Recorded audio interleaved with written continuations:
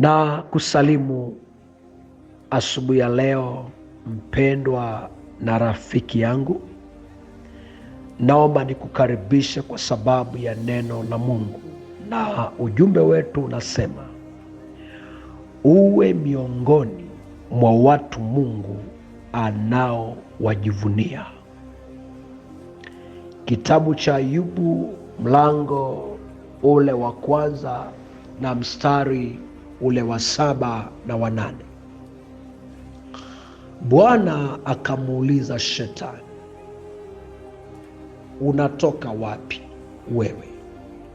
Ndipo Shetani akamjibu Bwana na kusema, natoka katika kuzunguka duniani na katika kutembea huku na huku na kumu. Kisha Bwana akamuuliza Shetani, je, umemwangalia huyo mtumishi wangu Ayubu? Kwa kuwa hapana mmoja aliye kama yeye duniani, mtu mkamilifu na mwelekevu, mwenye kumcha Mungu na kuepukana na uovu. Mpendwa wangu, asubuhi ya leo, kuna kitu cha furaha kama Mungu akijivuna kwa sababu yako, Mungu akisikia furaha kwa sababu yako. Uwe miongoni mwa watu ambaye Mungu anajivuna nao. Mungu akikutazama, moyo wake unafurahi badala ya kuhuzunika. Maandiko yanazungumza juu ya huyu ndugu anaitwa Ayubu. Kabla ya majaribu, kabla ya mpito ambao alikuwa anapitia, Mungu alimjivunia. Mungu alifurahia. Ni kwa sababu maandiko yanasema nini? Mungu anasema hakuna aliye kama yeye duniani, kwa sababu ni mtu mnyenyekevu, ni mtu mwelekevu, mkamilifu, ni mtu aliyeng'ang'ana kumcha Mungu, ni mtu aliyeng'ang'ana kuepukana na uovu. Uwe miongoni mwa watu ambaye Mungu akiwatazama kwenye kiti cha enzi, Mungu anasema hakika duniani nina mtu, nina kiumbe nilichokiweka kinachonikutukuza.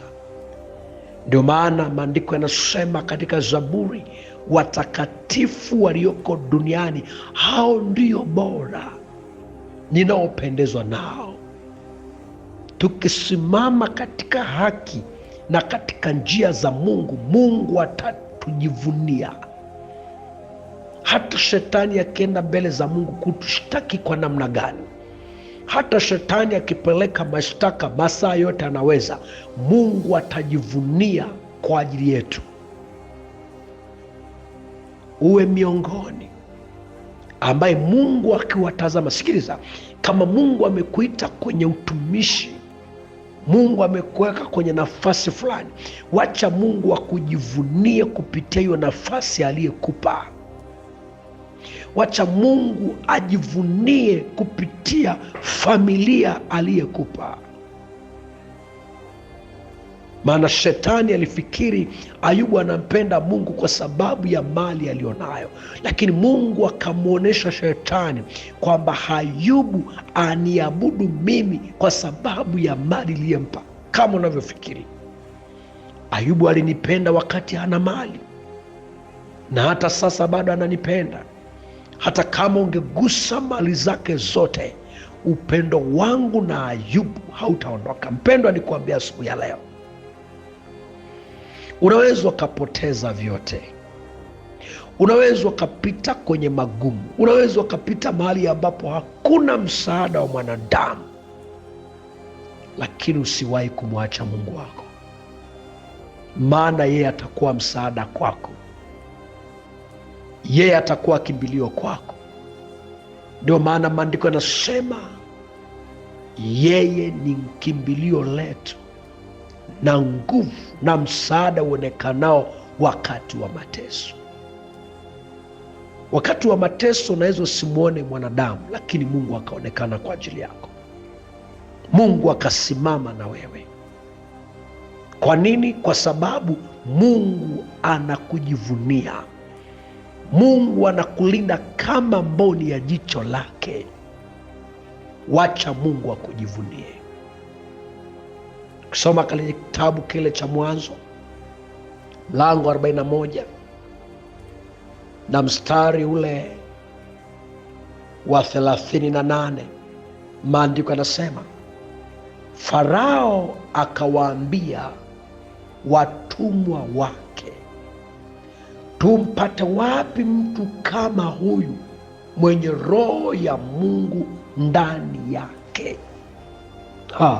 Farao anajivunia juu ya Yusufu, lakini kabla ya Farao kumjivunia Yusufu, Mungu ndiye anamjivunia, kwa sababu Mungu aliona uaminifu wa Yusufu. Naomba watu wakujivunie saa ingine wakikuona. Kama Mungu amekupa neema ya kufanyika baraka katikati ya watu, watu wakikutazama pia wakujivunie kwamba yuko mtu ambaye Mungu amembariki na amemuinua na hainui mabega. Yuko mtu ambaye Mungu amemuinua na amekuwa mtu wa baraka. Sikiliza nikwambia asubuhi ya leo mpendwa, watu walimdharau sana Yusufu. Walimsingizia mambo mengi ambayo hajayafanya, lakini kwa sababu ya uaminifu wake, na Mungu akatazama ule uaminifu alio nao, Mungu akajivunia juu yake. Ndipo ilipofika mahali Farao anawauliza watu wake, anasema, tumpate wapi mtu kama huyu ambaye roho wa Mungu anakaa ndani yake? Sio mtu msomi tu, si mtu mwenye fedha tu, pamoja na fedha, pamoja na mali aliyo nayo, lakini ni mtu mwenye kumcha Mungu, ni mtu aliye na roho ya Mungu ndani yake. Sikiliza mpendwa, nikwambia asubuhi ya leo, pamoja na mafanikio na kila ulicho nacho, Mungu awe na nafasi kwenye maisha yako. Otherwise Mungu hawezi kujivunia kama hana nafasi. Mungu anajivunia kwenye maisha yako kama wewe umempatia Mungu nafasi ya kujivunia kwa ajili yako. Kila mtu ambaye mtoto wake au ndugu yake amefanikiwa, mara nyingi anajivuna kwa sababu ya mafanikio ya ndugu yake. Anajisifu kwa sababu ya mafanikio ya ndugu yake. Nami niseme asubuhi ya leo, wacha Mungu ajivunie maisha yako. Mungu akubariki. Niombe. Bwana Yesu, nakushukuru asubuhi ya leo. Mungu, naomba iwepo katikati ya watu wako, wawepo miongoni mwa wale ambao ukiwatazama unajivunia maisha yao. Mungu, watengeneze wawe mashujaa. Dunia ifike mahali pa kusema, wako wapi watu wanaomcha Mungu na kumjua Mungu? Maana pasipo hao dunia hawatakufahamu. Katika jina la Yesu Kristo nimeomba, amen. Ni rafiki yako Mwalimu Bishop Daniel Mathew